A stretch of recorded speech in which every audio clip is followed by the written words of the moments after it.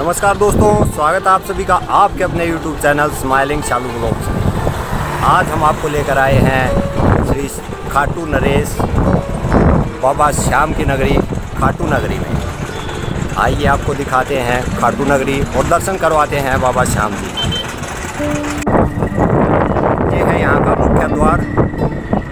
हवा बहुत तेज़ चल रही है, आवाज़ में प्रॉब्लम हो सकती है, उसके लिए हम आपसे क्षमा प्रार्थी हैं।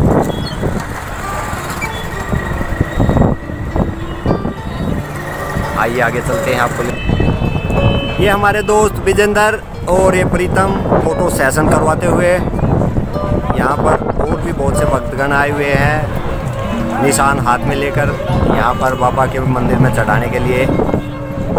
आइए आपको आगे लेकर चलते हैं मुख्य द्वार से।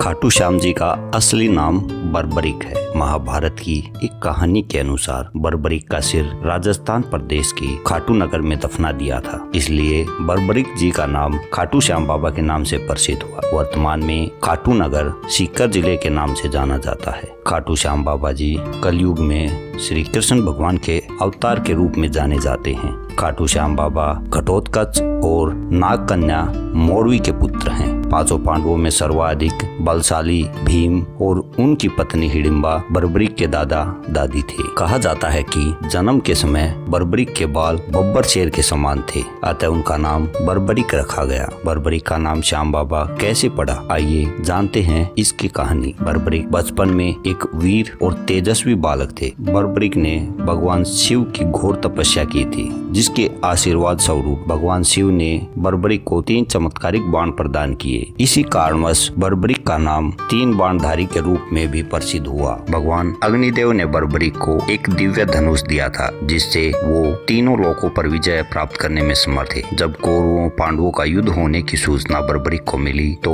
उन्होंने भी युद्ध में भाग लेने का निर्णय लिया। बर्बरिक ने अपनी माँ का आशीर्वाद लिया और युद्ध में हारते हुए पक्ष का साथ देने का वचन देकर निकल पड़े। इसी वचन के कारण हारे का सहारा बाबा श्याम हमारा, यह बात प्रसिद्ध हुई। जब बर्बरिक जा रहे थे तो उन्हें मार्ग में एक ब्राह्मण मिला। यह ब्राह्मण कोई और नहीं भगवान श्री कृष्ण थे, जो कि बर्बरिक की परीक्षा लेना चाहते थे। ब्राह्मण बने श्री कृष्ण ने बर्बरिक से प्रश्न किया कि वो मात्र 3 बाण लेकर लड़ने को जा रहे हैं। मात्र 3 बाण से कोई युद्ध कैसे लड़ सकता है? बर्बरिक ने कहा कि उनका एक ही बाण शत्रु सेना को समाप्त करने में सक्षम है और उसके बाद भी वह तीर नष्ट न होकर वापस उनके तर्कस में आ जाएगा। अतः तीनों तीरों के उपयोग से तो संपूर्ण जगत का विनाश किया जा सकता है। ब्राह्मण ने बर्बरिक से एक पीपल के वृक्ष की ओर इशारा करते हुए कहा कि वो एक बाण से पेड़ के सारे पत्तों को भेद कर दिखाए। बर्बरिक ने भगवान का ध्यान कर एक बाण छोड़ दिया। उस बाण ने पीपल के सारे पत्तों को छेद दिया और उसके बाद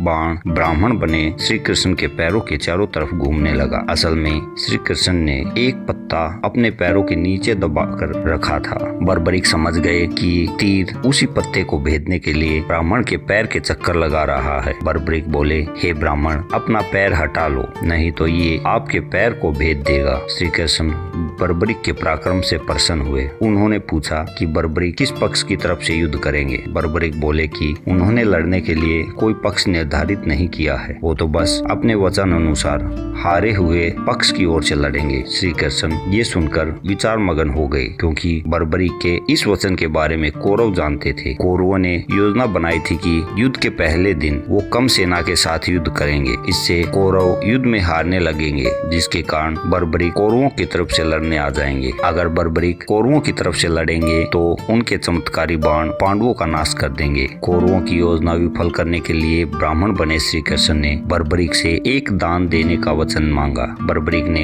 दान देने का वचन दे दिया। अब ब्राह्मण ने बर्बरीक से कहा कि उसे दान में बर्बरीक का सिर चाहिए। इस अनोखे दान की मांग सुनकर बर्बरीक आश्चर्यचकित हुए और समझ गए कि यह ब्राह्मण कोई सामान्य व्यक्ति नहीं है। बर्बरीक ने प्रार्थना की कि वो दिए गए वचन अनुसार अपने शीश का दान अवश्य करेंगे, लेकिन पहले ब्राह्मण देव अपने वास्तविक रूप में प्रकट हों। भगवान श्री कृष्ण अपने असली रूप में प्रकट हुए। बर्बरीक बोले कि हे देव, मैं अपना शीश देने के लिए वचनबद्ध हूँ, लेकिन मेरी युद्ध अपनी आंखों से देखने की इच्छा है। श्री कृष्ण ने बर्बरीक की वचनबद्धता से प्रसन्न होकर उसकी इच्छा पूरी करने का आशीर्वाद दिया। बर्बरीक ने अपना शीश काटकर श्री कृष्ण को दे दिया। श्री कृष्ण ने बर्बरीक के सिर को 14 देवियों के द्वारा अमृत से छींचकर युद्ध भूमि के पास एक पहाड़ी पर स्थित कर दिया, जहाँ से बर्बरीक युद्ध का दृश्य देख सके। इसके पश्चात कृष्ण ने बर्बरीक के धड़ का विधि पूर्वक अंतिम संस्कार कर दिया। महाभारत का महान युद्ध समाप्त हुआ और पांडव विजयी हुए। विजय के बाद पांडवों में यह बहस होने लगी कि विजय का श्रेय किस योद्धा को जाता है। श्री कृष्ण ने कहा, चूंकि बर्बरीक इस युद्ध के साक्षी रहे हैं, अतः इस प्रश्न का उत्तर उन्हीं से जानना चाहिए। तब परमवीर बर्बरीक ने कहा कि इस युद्ध की विजय का श्रेय एकमात्र श्री कृष्ण को जाता है, क्योंकि यह सब कुछ श्री कृष्ण की उत्कृष्ट युद्ध नीति के कारण ही संभव हुआ। विजय के पीछे सब कुछ श्री कृष्ण की ही माया थी। बर्बरीक के सत्य वचन से देवताओं ने बर्बरीक पर पुष्पों की वर्षा की और उनके गुणगान करने लगे। श्री कृष्ण वीर बर्बरीक की महानता से अति प्रसन्न हुए और उन्होंने कहा, हे वीर बर्बरीक, आप महान हैं। मेरे आशीर्वाद स्वरूप आज से आप मेरे नाम श्याम से जाने जाओगे। कलयुग में आप कृष्ण अवतार रूप में पूजे जाएंगे और अपने भक्तों के मनोरथ पूर्ण करेंगे।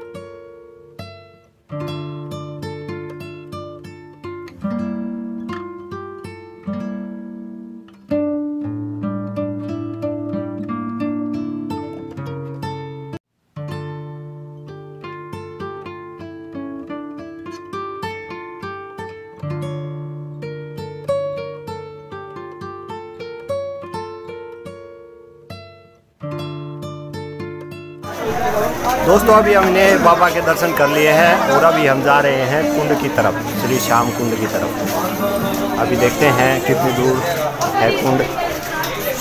100 मीटर के नज़दीक बता रहे थे, अभी जाके देखते हैं।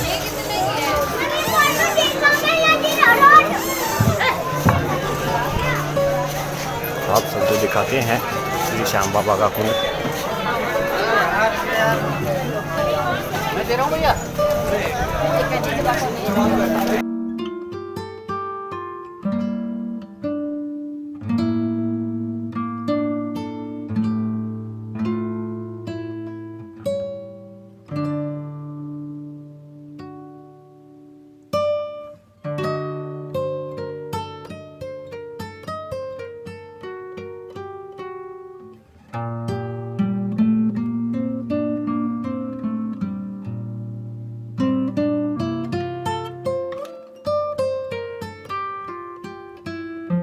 आइए अब जानते हैं खाटू नगरी में शीश प्रकट करने की कहानी। एक प्राचीन कहानी के अनुसार खाटू नगरी में राजा खटवान का राज हुआ करता था। उस समय श्याम कुंड के स्थान पर यहाँ एक बड़ा सा रेत का टीला था। उस टीले के आसपास कुछ गायें चरने के लिए आया करती थी। उसी टीले के ऊपर एक आंख यानी आंकड़े का पौधा भी था। तो गाय वहाँ चरने आती, शाम को उनका मालिक उन्हें वापस घर ले जाता। उनमें से एक गाय टीले के पास आकर एक स्थान पर शांत भाव से खड़ी हो हो जाती और फिर उसके थनों से स्वतः ही दूध निकलने लगता। जब वो गाय शाम को अपने मालिक के घर जाती और उसका मालिक जब उसका दूध निकालता तो दूध ही नहीं आता। ऐसा कई दिनों तक हुआ तो एक दिन उस गाय के मालिक ने देखा कि इस गाय का दूध कहाँ जा रहा है, इसका पता करना पड़ेगा कि आखिर यह गाय दूध क्यों नहीं दे रही। ऐसा तो नहीं है कि कोई रास्ते में ही इसका दूध चोरी कर रहा है। तो अगले ही दिन उस गाय के मालिक ने उस गाय का पीछा करना शुरू कर दिया। तो वह क्या देखता है कि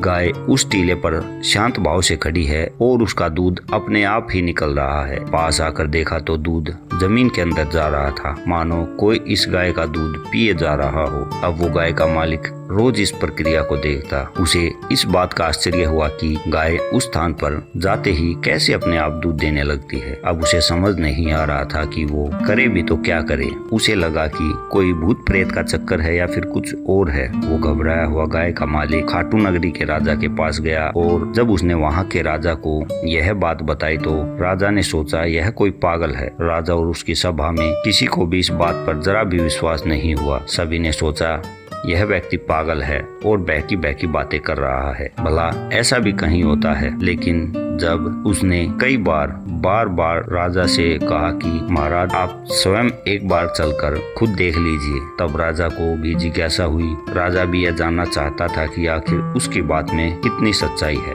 तो राजा ने अपने साथ अपने कुछ लोगों को, कुछ मंत्रियों को साथ लिया और चल पड़े। जब राजा ने देखा कि गाय उस टीले पर खड़ी होकर अपने आप ही किसी को दूध पिला रही है तो राजा और राजा के साथ आए लोगों का भी सर चकरा है। वो बोले ये क्या है, यह गाय का मालिक तो सही बोल रहा है, यह पागल नहीं है, यह तो सच है, गाय अपने आप ही दूध दे रही है। तब राजा ने कहा इस टीले के नीचे क्या है पता करो, इसकी खुदाई करो। तब कुछ मजदूरों ने उस जगह पर राजा के सामने ही खोदना शुरू किया। लेकिन जैसे ही जमीन पर पहली खुदाई पड़ी वैसे ही वहाँ जमीन के भीतर से आवाज आई, अरे धीरे धीरे खोदो, यहाँ मेरा शीश है। जमीन के भीतर से आवाज सुनकर सारे मजदूर डर कर भाग खड़े हुए। अब राजा भी परेशान होकर अपने महल में चला गया। उसी रात्रि राजा को सौपन आया। सपने में खाटू श्याम बाबा ने राजा को साक्षात दर्शन देकर कहा कि हे राजन, अब समय आ गया है मेरे शीश के अवतरित होने का। मैं महाभारत काल में वीर बर्बरिक था और मेरे द्वारा भगवान श्री कृष्ण को अपना शीश दान में दिया गया, तभी उनसे मुझे कलयुग में पूजित होने का वरदान मिला था। इस टीले के नीचे मेरा शीश है, तुम स्वयं यहाँ धीरे धीरे खुदाई करो और यहाँ से मेरा शीश निकालो और इस शीश को अपने इस पवित्र नगरी खाटू में मेरा मंदिर बनाकर स्थापित करो। सुबह जब राजा उठा तो सौपन की बात को ध्यान रखकर राजा स्वयं उस टीले पर जाकर धीरे धीरे खुदाई करने लगा। जब उस स्थान की मिट्टी को हटाया गया तो वहाँ पर श्री श्याम बाबा का शीश निकला। जहाँ वो शीश निकला वहाँ एक कुंड बनाया गया जिसे आज श्याम कुंड के नाम से पुकारा जाता है। और इस प्रकार से कलयुग देव श्री श्याम का शीश खाटू नगरी में अवतरित हुआ। खाटू के राजा ने खाटू में बाबा श्याम का मंदिर बनाकर वो शीश स्थापित किया जो आज बढ़ते कलयुग में आहारे का सहारा बन रहा है। यदि आपको बाबा के दर्शन का सौभाग्य मिले तो फागुन शुक्ल पक्ष में खाटू में एक शानदार मेला बढ़ता है, आप उस मेले में जरूर भाग लें।